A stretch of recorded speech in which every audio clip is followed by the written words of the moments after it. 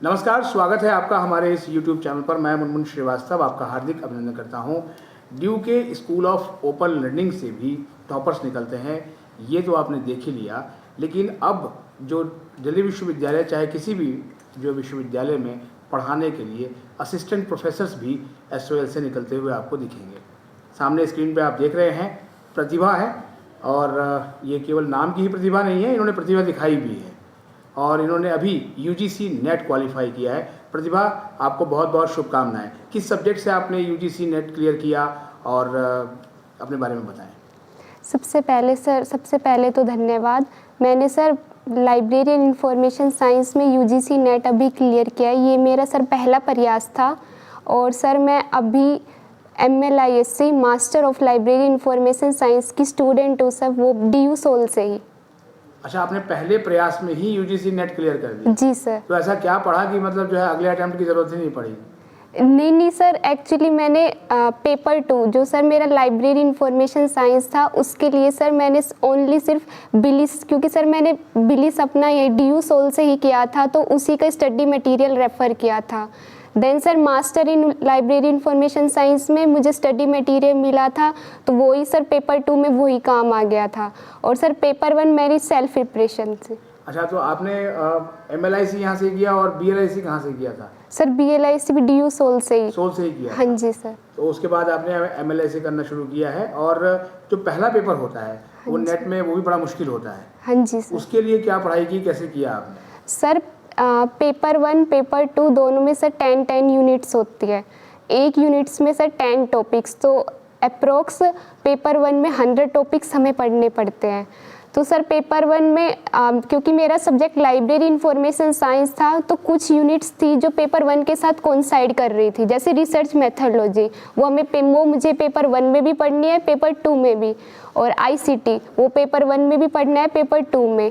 तो सर इस तरीके से पहले मैंने देखा कि कौन सी यूनिट्स करो जिससे मुझे थोड़ा फ़ायदा मिले। तो सर सबसे मैंने अपना सारा ध्यान पहले उन्हीं यूनिट्स पे दिया जो कि दोनों पेपर्स में आ रही थी। और सर उसके अलावा क्योंकि मैं BSc की स्टूडेंट हूँ तो सर मैथ्स मेरा पहले से ही ठीक ठाक ही है, स्ट्रॉन्ग था बिल्कुल। Yes sir. तो सर मेरी मैथमेटिकल रीजनिंग के 5 क्वेश्चंस आए थे तो सर मुझे पता था मैं कर लूँगी। अनसीन पैसेज मुझे आता है और सर बाकी यूनिट 1 जो हमारी है टीचिंग एप्टीट्यूड सर वो भी मैंने मतलब मुझे पता था कि हाँ इतना मैं कर लूँगी उसमें। अच्छा, UGC नेट की तैयारी जो बच्चे करते हैं, हाँ जी। कितने घंटे पढ़ाई करने, सुनते हैं हम कि बहुत 10-10 घंटे पढ़ाई करनी पड़ती है, UPSC की तरह तैयारी करनी पड़ती है? नहीं सर, ऐसा बिल्कुल भी नहीं है। सर एक्चुअली मैं अपना बताऊं तो मैंने यहाँ से जैसे मैं master in library information science तो उसका तो मैं डेली पढ़ती क्योंकि वो पेपर 2 है मेरा, और उसके अलावा सर मैं मुश्किल से 1 आवर या फिर 2 आवर सर इस पेपर 1 के लिए देती हूँ। उसमें सर उस पेपर 1 के यूनिट्स के अलावा मैं PYQ भी प्रैक्टिस करती हूँ कि कैसे क्वेश्चन पूछे गए हैं।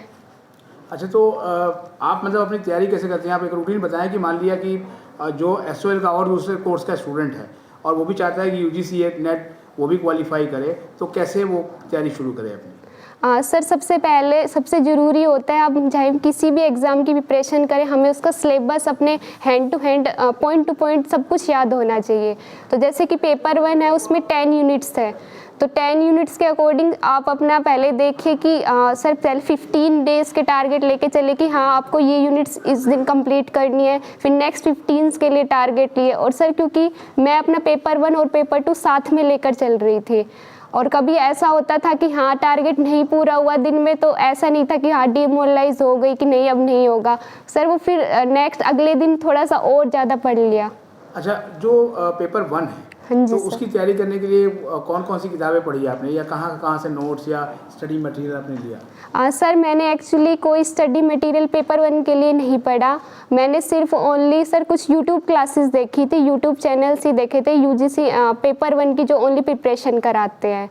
उसमें मैं सबसे पहले easy notes for you online study.in sir ये चैनल में इसका नाम लेना चाहूँगी क्योंकि सर वो मैम दिव्या मैम है सर, वो काफ़ी अच्छा पढ़ाती है और paper 1 sir free classes provide करती है। तो आई होप मेरी इस वीडियो से देखकर बाकी बच्चे भी देखेंगे सर। अच्छा, SOL में आपने एडमिशन लिया तो आप क्या दिल्ली से हैं, दिल्ली से बाहर से हैं?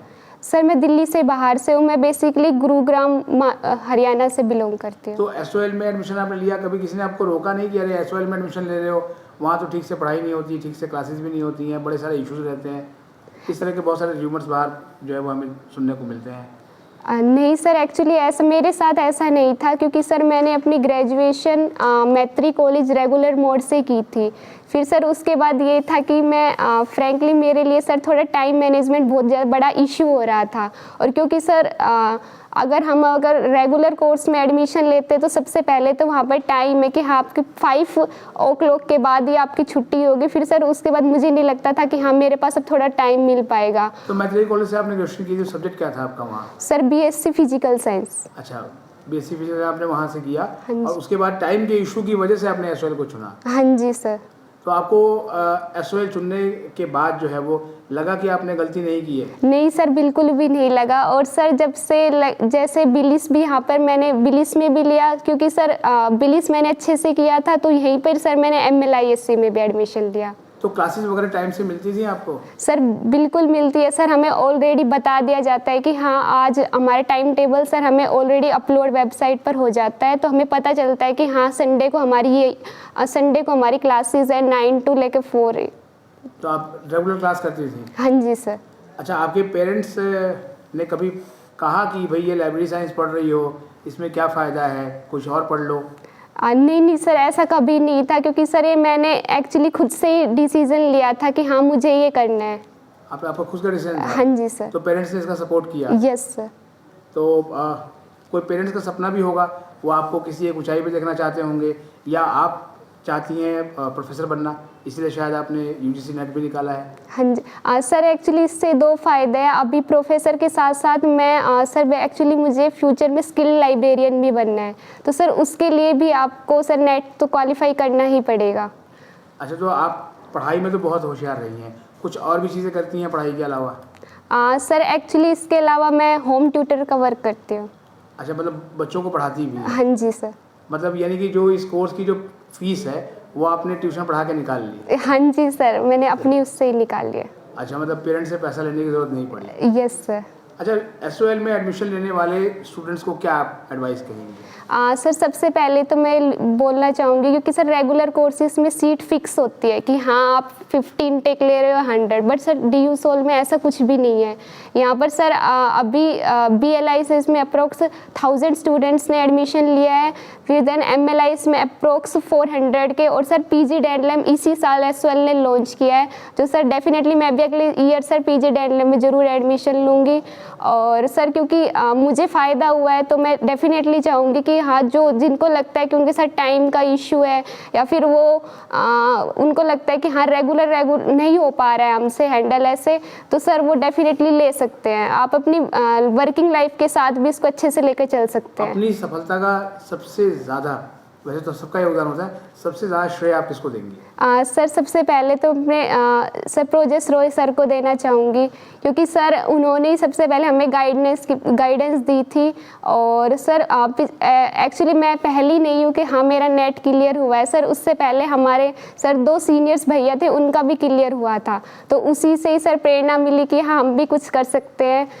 और सर डेफिनेटली मैं भी अकेली नहीं हूँ सर, मेरे बाद भी आगे आपको और भी इंटरव्यू लेने पड़ेंगे बाकी बच्चे के। चलिए प्रतिभा, आपको आपकी प्रतिभा को हम नतमस्तक होते हैं और आपको शुभकामनाएं आपके उज्जवल भविष्य के लिए। Thank you sir.